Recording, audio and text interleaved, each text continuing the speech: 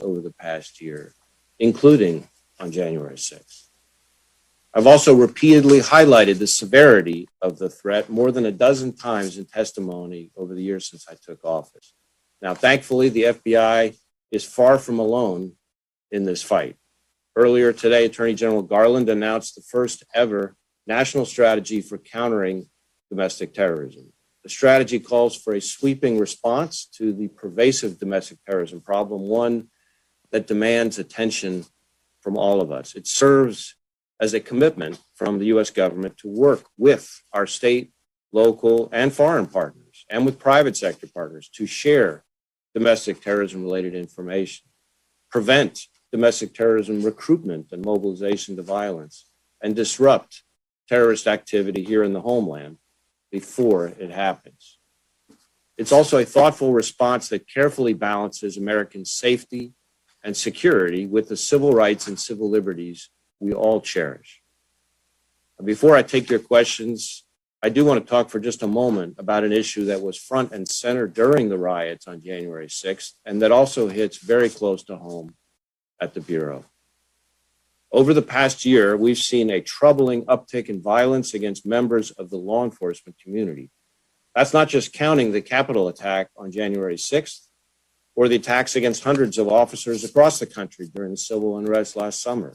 We're also seeing it, tragically, in the number of line of duty deaths.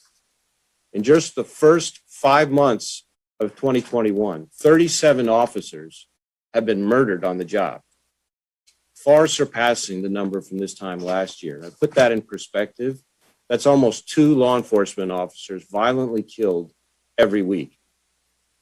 And that's not counting all those officers who died in the line of duty facing the countless other inherent dangers of the job, like from a car accident in pursuit after a subject, or drowning during an attempted rescue, or even the scores of officers who died from COVID-19 because, of course, law enforcement kept coming to work every day despite the pandemic.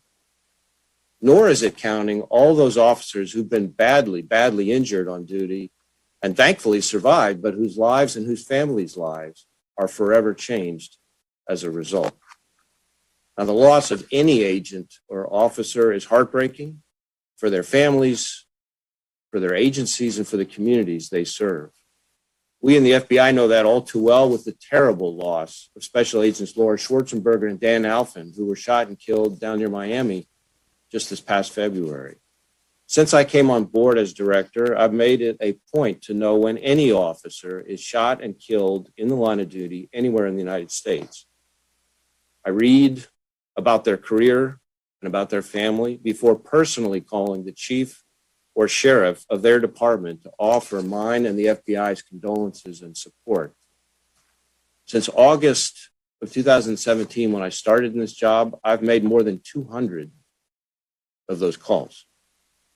Now, with each one, I think about the family members, friends, and colleagues rocked by the loss of a loved one, the careers cut short, and the communities hurting. And I bring this up today because if we're not careful, we could find ourselves taking for granted the sacrifices law enforcement officers and agents make every day to keep all of us safe. It takes a pretty special person to get up in the morning and be willing to put his or her life on the line for a total stranger. And to do that every day, year after year after year, for an entire career is extraordinary. So we owe a debt of gratitude and a heck of a lot of respect to the brave men and women who choose to protect and serve their fellow Americans. People like the Capitol Police and Metro PD officers who bravely defended you and this building on January 6th. And especially those who've made the ultimate sacrifice, like Dan Alphen and Laura Schwarzenberger, whose memories we honor every day through our work, along with the countless others we as a nation have lost throughout the years. All of us here today have a shared responsibility to take a stand, to protect our communities, to support those who serve in law enforcement, and to condemn violence regardless of its motivation. And we in the FBI are ready to use all the tools at our disposal to do just that, to uphold the rule of law and to fulfill our mission to protect every American. Thank you for this opportunity to appear before you today and for your continued support of the FBI. I look forward to your questions. Thank you for your testimony. Lieutenant General Pyatt, you are now recognized for your testimony. Lieutenant General. Chairwoman Maroney, Ranking Member Comer, and distinguished members of the House Committee on Oversight and Reform, good afternoon. My name is Walter Pyatt. I serve as the Director of the Army Staff. Thank you for the invitation to appear before this committee to speak to you about the Army's actions in support of the events that took place on January 6th in our nation's capital. Before I begin, I would like to extend my sincere and lasting gratitude to the brave men and women who heroically defended the Capitol on January 6th, and without question, saved many lives. I also wish to extend my deepest sympathy to the families who lost loved ones that day. On the days leading to 6 January, my role was to assist then Secretary of the Army, Ryan McCarthy, and to ensure that the Army staff provided the DC National Guard with the resources they required to accomplish their mission. The Army's role on 6 January began as unarmed support by the DC National Guard to the Metropolitan Police. By midday, the mission had changed drastically to respond to the attack on the Capitol. That change in mission was unforeseen, and we were not positioned to respond with immediate support. My involvement with our response to this emergency began shortly after entering the Secretary of the Army's office at 2:20 p.m. to provide a report of a suspicious package. While I was there, a panic call came in reporting several explosions in the city. To understand the situation and to identify what was needed from the Army, Secretary McCarthy convened a conference call.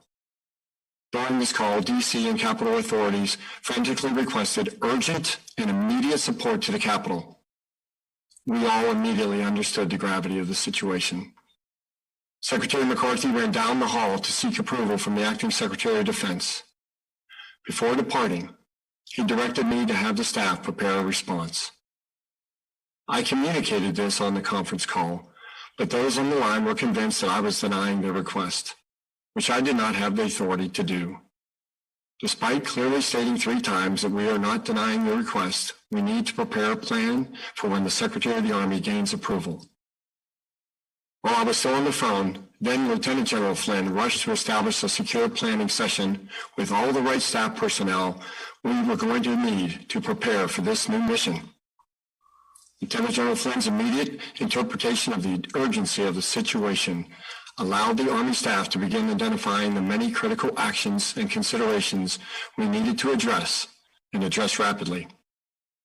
We needed to redeploy the DC National Guard from 37 locations throughout the district, alert and recall soldiers from their civilian workplace, organize into unit configurations, equip the force, prepare an employment plan to include communications, specific routes, link-up locations, casualty evacuation, the rules for the use of force, determine if the DC Guard would be armed or not armed, with or without riot control gear, and how and where the DC National Guard would be deputized to support federal law enforcement. While we continued planning, the Secretary of the Army went into the district and met with Chief Conte and Mayor Bowser to coordinate for the commitment of the DC National Guard. The Secretary surveyed the Capitol to establish where the best link-up point would be. By 4:32, we had an approved plan, and at 4:35 p.m., the Secretary of the Army ordered the DC National Guard to move to the Capitol and begin establishing perimeter security. Once the DC National Guard was committed, the Army staff continued to prepare and conduct planning to receive additional forces, identify what barrier material would be needed and where it could be found, how it would be contracted for, and employed and in place to enhance the protection of the Capitol. On January 6th, our Capitol was attacked, breached, and penetrated. Your lives, those of your staff, the U.S. Capitol Police, and many others were threatened by a dangerous mob. Our collective mission now is to learn from this event and ensure an event like this never happens again. I hope that my testimony today will prove useful to that end. Thank you. I am prepared to answer your questions. Thank you for your testimony. General Flynn, you are now recognized for your testimony. General Flynn.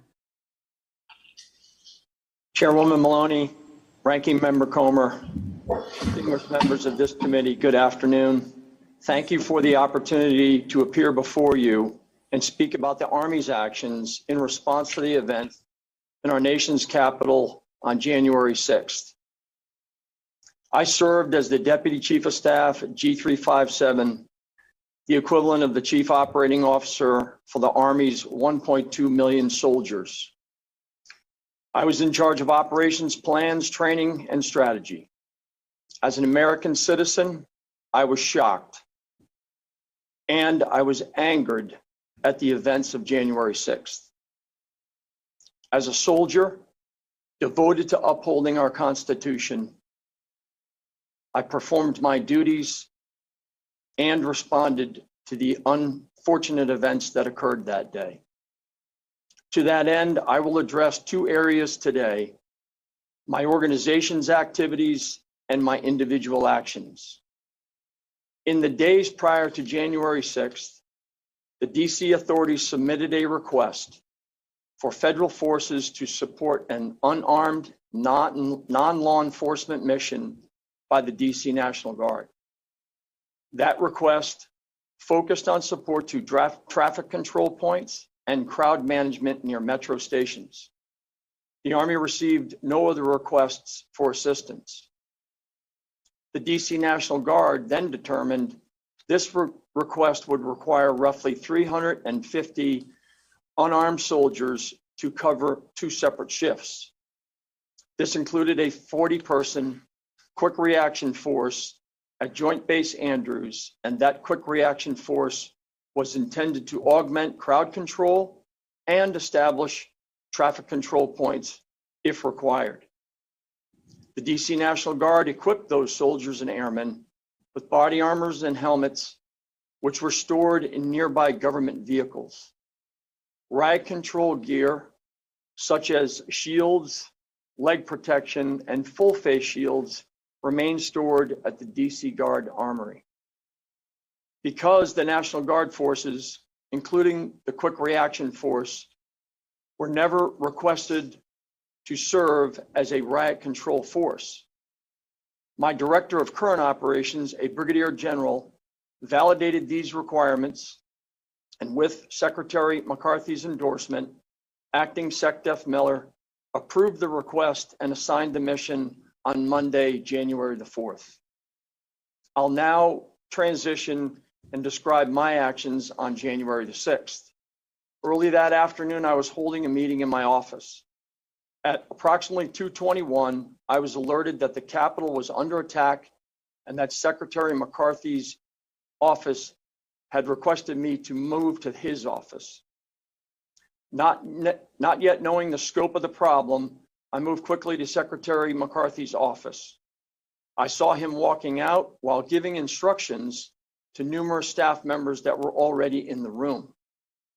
He was already on his way to meet with Acting SecDef Miller. My Director of Current Operations, a Brigadier General, was with him.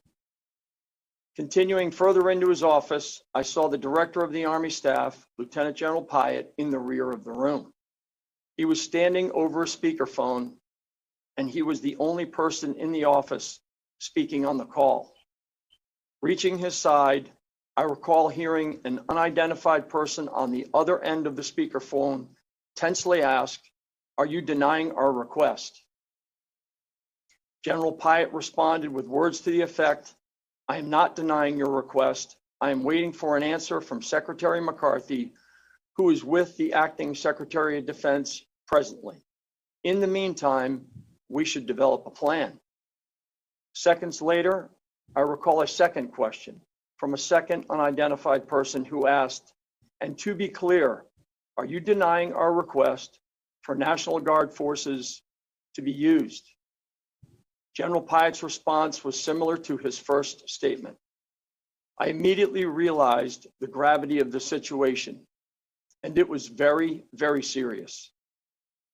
Both speakers on the phone sounded highly agitated and even panicked. I recognized General Pyatt's calm demeanor. It was a combat experienced leader reacting to an otherwise violent and unpredictable event. I then realized, as General Pyatt has said, the situation required the Army staff to rapidly develop and execute a plan. As the Chief Operating Officer, I needed to initiate those efforts with absolute urgency, and I did. Having been in the room for roughly 4 minutes, I quickly moved to my office and began coordinating with numerous Army staff leaders across our large staff and across other Army commands, so that we could rapidly facilitate and execute any decisions made by Secretary McCarthy and Acting Secretary of Defense Miller.